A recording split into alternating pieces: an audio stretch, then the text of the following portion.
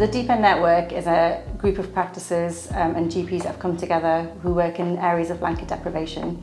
So traditionally, GPs working in areas of blanket deprivation have complex patients with complex needs and require more time and effort, and they're traditionally less well funded.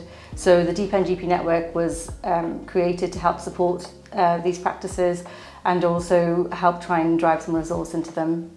So currently there are 35 GP practices which have been identified as DPEN GP practices, and about 50% of those practices are actively engaging in our DPEN GP network. As researchers, we've worked hand in hand with primary care professionals to co-design the DPEN network.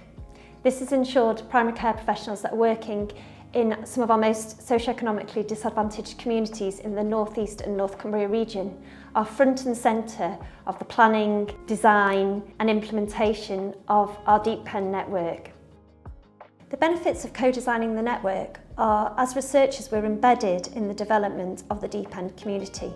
That ensures that the interventions and work programmes that DPEN undertakes is well informed by the needs and priorities of the primary care professionals working in the DPEN communities.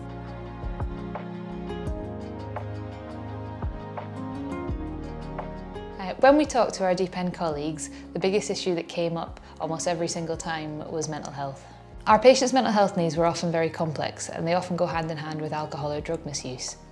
There are so many contributing factors to mental health, and this is particularly so in areas of high socioeconomic deprivation.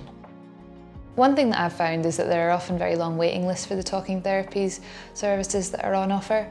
Sometimes it's up to 18 months depending on what part of the region you're in. And even then, people find that talking therapy services aren't cut out to deal with the complex needs of our patients. The situation was made even worse during the COVID-19 lockdowns, and this can be read about in previous research done by the ARC North East North Cumbria. This really highlighted the fact that mental health presentations were increasing during this time, and consequently waiting lists for talking therapies increased as well. As a DPEN network, we wanted to try something different to hopefully support our patients, but also to help ease the burden on the GPs as well.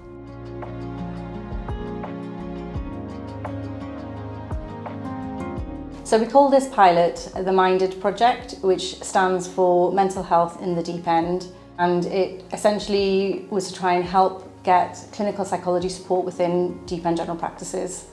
So through a co-design project with the ARC, we identified that mental health was a huge issue for most patients within GP practices. So traditionally GPs only have 10 minutes appointments, so hopefully this project will support the GPs by giving the patients longer appointments with the clinical psychologist and taking some of that pressure off the GPs.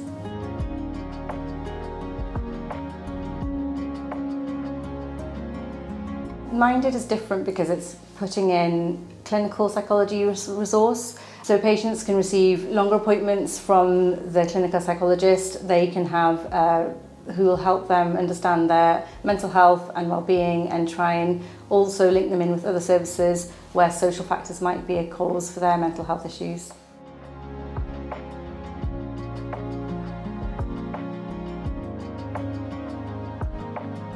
We'll be carrying out the evaluation using qualitative interviews. That is, speaking to general practitioners and other primary healthcare staff and patients involved in the Minded pilot to understand how the pilot is going. Our study will be the first rigorous evaluation of the acceptability and feasibility of embedding a clinical psychologist in general practices serving areas of severe socioeconomic deprivation.